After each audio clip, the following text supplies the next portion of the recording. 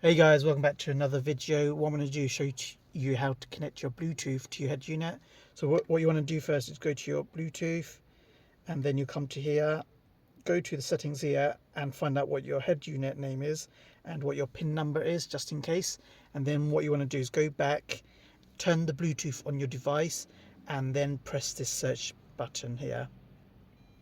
Right, so it's found my phone, so what I'm going to do is click on that and then press this button to pair it. Some devices might ask you on your device to put the pin in, but on my one it works straight away because I kept it open to make it simpler. So now you can see it's paired up. What should happen now is I'm going to press play on my phone.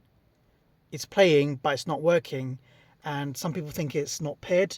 But what it is with some head units, what you need to do is go back and go to this app called A2DP or something similar on your head unit. Select that, and you can see it's working as soon as I press that. I'll pause it really quickly so I don't get.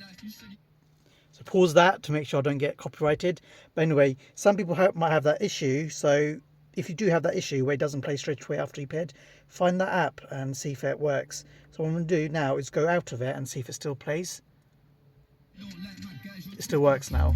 So that's kind of like the initial setup you want to do. If it doesn't work on first try when you're over here and it's not working, go find that app and see if it works. So now I don't need to go to the app anymore. I can simply just leave that in the background and press play, and it should work. Let's see what happens if I close it. Press play now. It's playing, but it's not playing on the head unit. So let's go back and see if it works again. Let's go back. Where is it? The A2DP is connected up. Press play. So what you can do is leave in the background and just keep on playing it.